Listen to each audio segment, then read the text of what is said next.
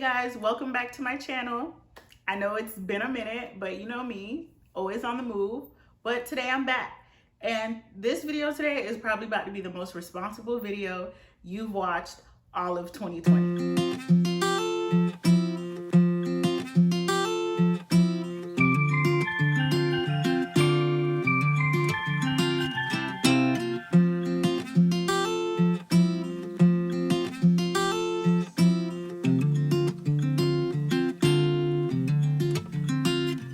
All right, guys, so right now we're in open enrollment period. And for those of you who don't know, I do work in the healthcare field. I do deal a lot with insurances and helping patients when it comes down to their benefits. So I thought, why not? A lot of people I know are aging out of their parents' insurance at this time. Everybody's turning 25, you know. But with turning 25, that's the last year that you're able to be on your parents' insurance. So right now is the time to start thinking about what you want out of an insurance company and what everything means. So I thought this video would be helpful, especially right now. We're in open enrollment. So be responsible, watch this video, and learn all about insurance, benefits, and what it means for you as a consumer. Okay, so I can't tell you guys how many patients come in to our office to see us and they've had these plans forever and don't know what they're paying for. Now, you see me, if I'm paying you, I need to know what I'm getting out of the deal. Insurance is so expensive. Sometimes people are paying $200, $300, $400 a month and they have no idea what their benefits are. So that's why I wanted to run down this video for you guys to kind of explain everything. It's a little bit confusing, but once you get down the key concepts of it, you'll kind of it'll be easier for you to understand what you're signing up for, especially since with a lot of these insurance companies, when you sign up for these benefits, you have to keep these benefits year round. So what ends up happening is people go to the doctor, they realize that their insurance doesn't cover much, and then they want out. But you pretty much agreed to have this insurance for the whole year, and you can't change these benefits until next open enrollment period. So you sign up for these insurances, say now in the month of October, they become effective January 1st. You find out in maybe March that this plan is not gonna work for you, but now you're stuck with this plan until January of next year. So we're gonna prevent all that. I'm gonna start off with just a few basic terms: deductible and copay. So let me go over deductible first. Deductible when it comes to your insurance is pretty much the same when it comes to anything. It's the amount that you as a consumer have to pay before your insurance will put any money towards whatever you're seeking. So for example, if you have a deductible of $1,000 on an 80-20 plan, 80-20 plan means your insurance will cover 80%. You as the patient consumer will be responsible for 20% of whatever the billable amount is. So if your deductible is $1,000, that means until you spend $1,000 out of your own pocket, your insurance is not going to cover anything.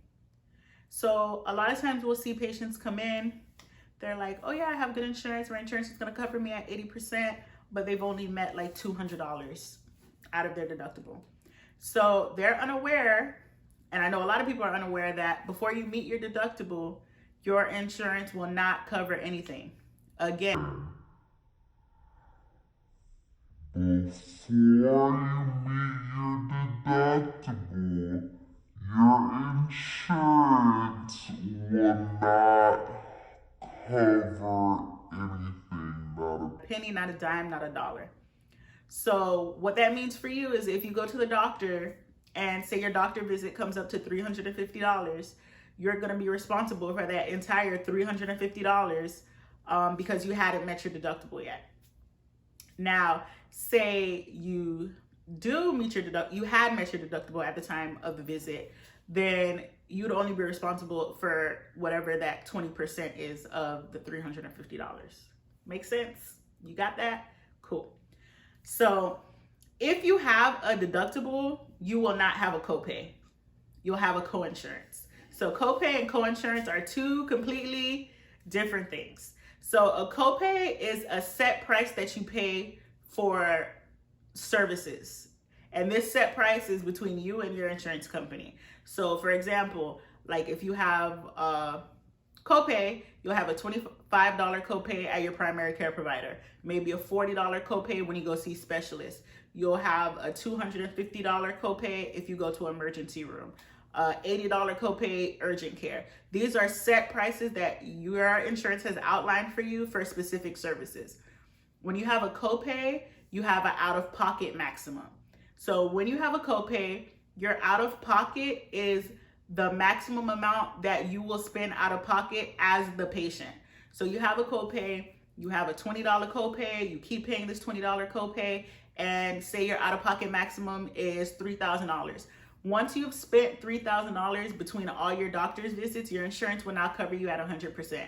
This is so important because a lot of times people will meet their out-of-pockets and still be going to these doctors, paying them these copays when their insurance has already started to cover them at 100%. And if you know anything about the insurance process, it's a long one. So say you pay money that you weren't supposed to pay, it's gonna take you so long to get that money back between the doctor's office and the insurance company. It's just gonna be a mess. So I always advise people to know these plans, know what you've spent, because it's your money. You wanna make sure that you're not spending money that you're not supposed to be spending right now, especially right now, because we're in a pandemic. We need to pinch all the little pennies we can. Period. Period. Period. Period. Period. Period. Now, let's go back to deductibles. So for us, I know especially people my age, we'll go onto the marketplace, we'll choose the cheapest insurance just so we can have insurance. But the thing that comes along with that is you'll get an insurance plan where you're paying like $50 a month. Cool. That's affordable, but the deductible, you'll have a high deductible. So what is that insurance really going to do for you? If you're somebody who has to go to the doctor frequently, you need to see all these different specialists, it's better for you to put money into a plan that has a lower deductible, so that way you can meet the deductible faster and the insurance will kick in and pay for these visits for you. So if you're somebody who's relatively healthy, you don't really go to the doctor, you just maybe see your primary care provider once a year for your physical, then by all means, choose a high deductible plan because, you know, it's always good to have insurance. You're not going to be using it that often, but it's kind of hard to say if you will or you won't, right? Because we're not in control of anything. So that's always something to keep in the back of your mind.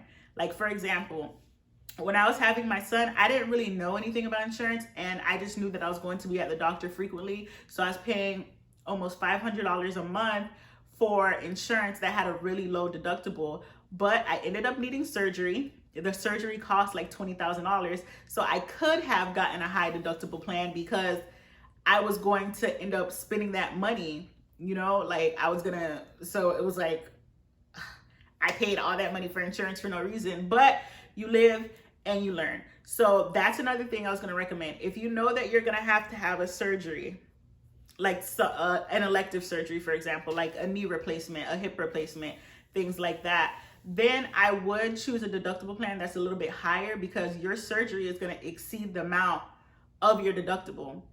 So essentially you'll be getting an affordable rate for your insurance, and then you'll also be, you know, the insurance will eventually kick in because like if your deductible is $6,000 but your insurance is $20,000, it kind of explains itself. So high deductible plans, if you're gonna have surgery or you don't necessarily need to go to the doctor, you just want your preventative care, because a lot of times preventative care is included. So your vaccines, your birth controls, your physicals, things like that are usually included in these plans because it's something that everybody does. It's just the other things that aren't included, like, you know, for us, like as women, it may cover a pap smear or something, but if you are having issues and you have to see your OB more than once a year, then you may want to consider a plan that has a lower deductible or a plan that has a copay. So that way you have an idea, you have more so of an idea of what you're going to be spending each time. Does that make sense? No, God! No, God, please, no! No! No! No! Let's recap. If you have a deductible, you will have a coinsurance. You will not have a copay. If you have a copay, the only thing you'll have is an out-of-pocket maximum. Get it? Got it? Good. So there are also insurance plans where you could have both. So you could have in-network benefits and out-of-network benefits. Usually with HMO plans, those plans require you to go where your insurance tells you to go. Whereas with PPO plans, those insurance plans, you tend to be able to go anywhere you want. And a lot of times with HMO plans, you'll need a referral from your primary care provider to go like to specialists.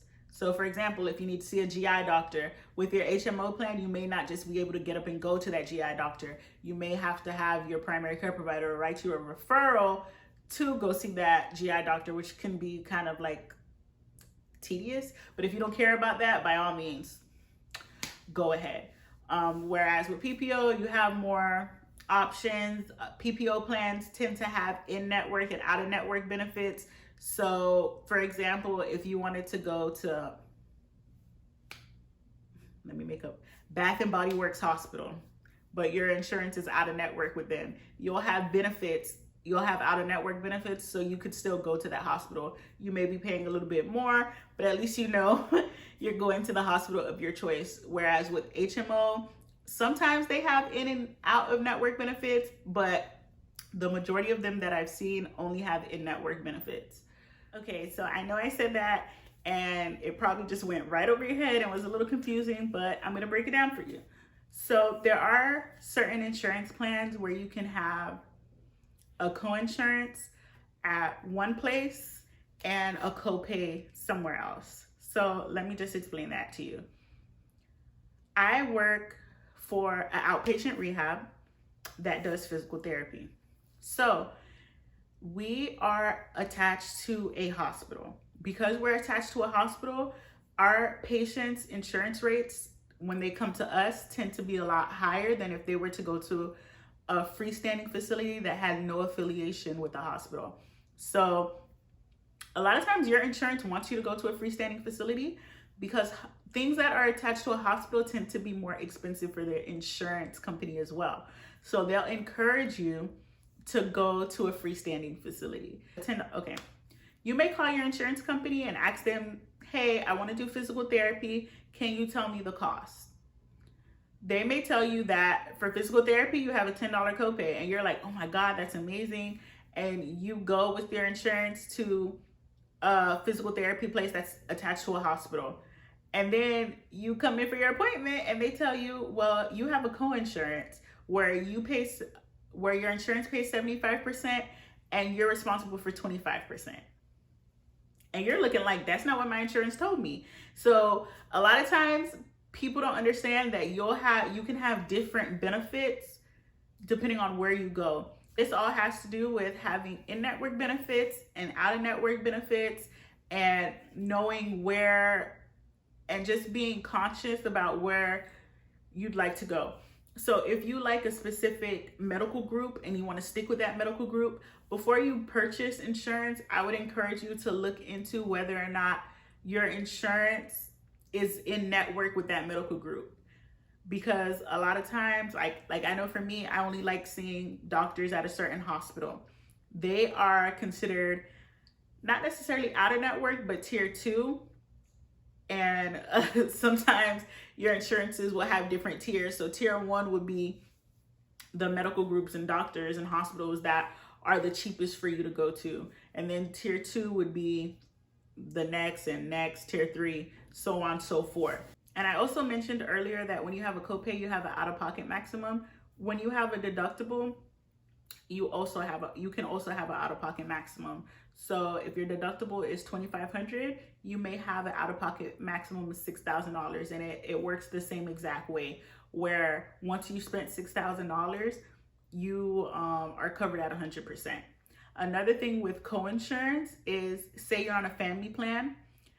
If your family deductible is met before your individual deductible, your insurance will take that too. Family deductible is like, for example, I'm on a plan, my husband's on a plan, and so is our son. So between the three of us, we all see doctors, and that money accumulates and goes towards our family deductible, which is, I believe, like $6,000 or so. So between the three of us, we met that before I met my individual deductible. So it kind of canceled out, and it was like we all met our deductible for the year, which is great because a lot of times you're on a family plan and it's easier to accumulate that money when it's like 3 or 4 of you going to the doctor versus like you by yourself going, unless you go frequently. Okay, so there are some plans where you have a $0 deductible.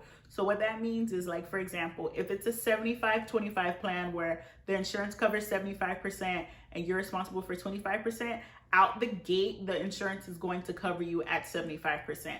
So you will have an out-of-pocket maximum with that. Say your out-of-pocket maximum is $2,000. Once you meet $2,000, your insurance will cover you at 100%. So it works the out-of-pocket maximum works the same whether it's you have a co-insurance or you have a copay. That concept stays the same all across the board. That is pretty much it. I just want you guys to kind of pay attention. Don't see the words 100% and think like, oh, I'm covered at 100%. This is great. Because whenever an insurance says that they're covering you at 100%, baby, best believe that deductible is going to be sky high. It's going to be like an $18,000 deductible, a $20,000 deductible. So just take your time this open enrollment period and kind of read through, make sure you understand the terms, make sure you understand what you're getting into, because again, you don't want to be stuck with that insurance plan for the whole year.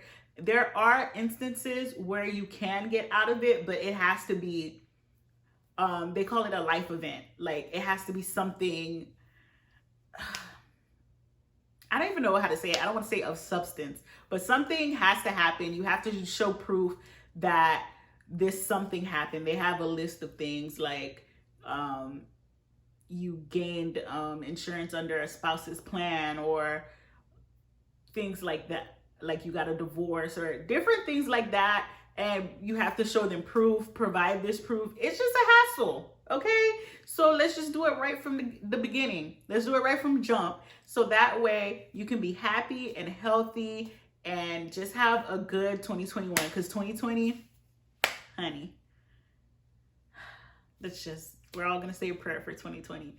But I hope you enjoyed this video. I hope you learned something new. If you have any questions, anything that I didn't cover, anything you want me to like clarify more or speak more on, just let me know.